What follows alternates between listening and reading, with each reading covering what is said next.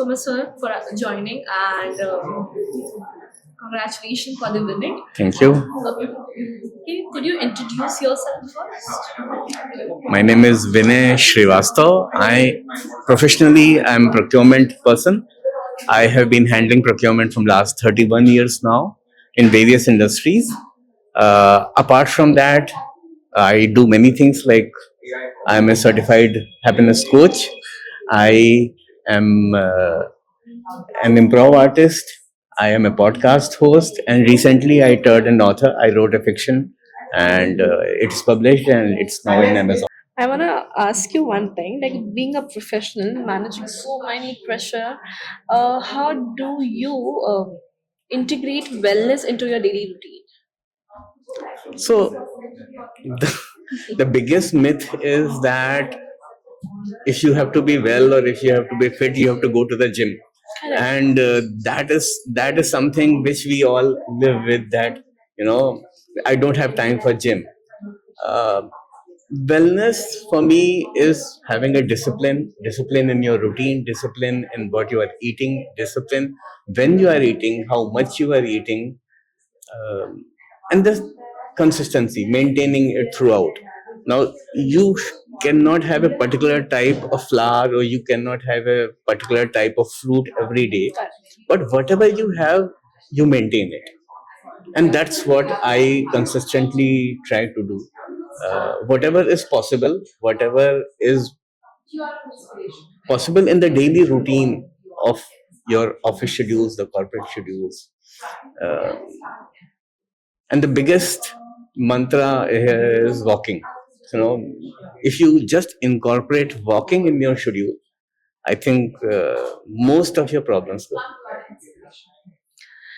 Was there any turning point in your life where you realized the importance of fitness? So I was always I used to be very proudly telling everybody I'm a workaholic. I'm a workaholic. And at some point of time, uh, it was always like one more mail instead of one more step. And there was one time when I fell ill, and it was a very serious condition in the sense that my sugar fell down and to very drastically low levels. And that was the time I decided that no, I need to take charge of myself.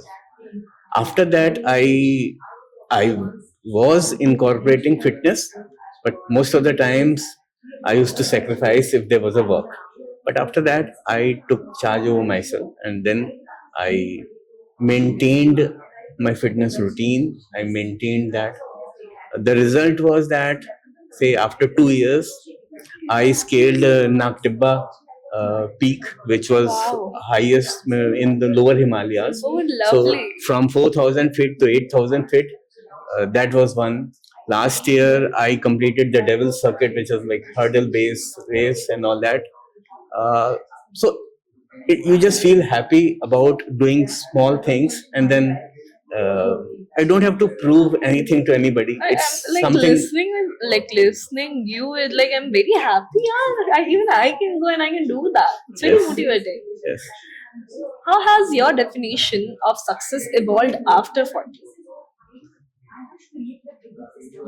I have done many things. Like I'm telling you that I was a mentor, I was a coach.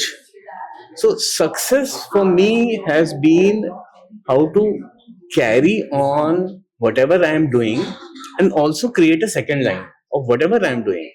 I am creating a second line of leaders. I'm creating a legacy behind, and for me that is a success. If I leave an organization, that organization should not feel my absence. They should say that yes, Vinay has created enough bandwidth and people are able to work without him. So that's, for me, that is the main criteria that yes, I have been successful in life. Correct, sir. Very deeply motivated. Okay, so if one mantra or one fitness hack you want like to share to us, which you encountered at early of your age, what would that be? So, two things I will say here. The first one is that how do you feel when somebody says I love you? You feel nice, even if it is a small kid or Yeah, correct. your spouse or your friend or whatever. We feel so nice when somebody says I love you. Why can't you say I love you to yourself? If you say I love you to yourself, and then you actually do and feel and start doing things what you normally do for your loved ones. We go all out for doing things for our loved ones because we love them. And if you love yourself, what will you do? That's the first thing. Second thing is that I tell this to everybody. Who are you? Who are you? You are human beings. Yeah, right. Human beings. But what do you do? When you get up in the morning, you start making a list of what are the things that you would be doing in a day. I have to do this, I have to do that, and you make a list of entire to-do list. But you are not a human doing. You are a human being. So my suggestion and advice to anybody is that when you get up in the morning, create a to be list instead of a to do list, because you are not a human doing, you are a human being. Right, correct.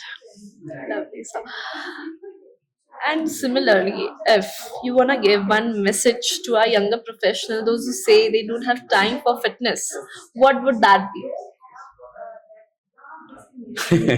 I will give this advice to myself, my younger self, when I was young, and I used to tell this to myself that I don't have time, and I used to be very proud about it that I don't have time apart from the work.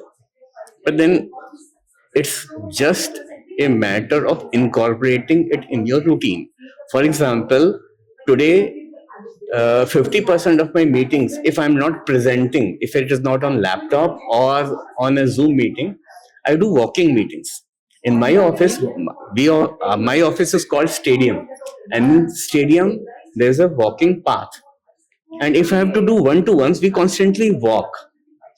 So on an average, I walk around 12,000 steps on an average, and sometimes it is like 16 to 20,000, and in bad days it is like 8,000 steps. So Okay. you have to constantly find out opportunities within your given environment to do things. And that is something which you only have to do. Nobody else can dictate that for That was really much motivating, sir, you. actually. Thank you so much, sir. That's welcome. Likewise, Vinay sir told us, love yourself first and then you are good to go. Do not forget yourself in this big fat race of your life. Thank you so much. Thank Thank you you. so much, sir. Thank you. Thank you.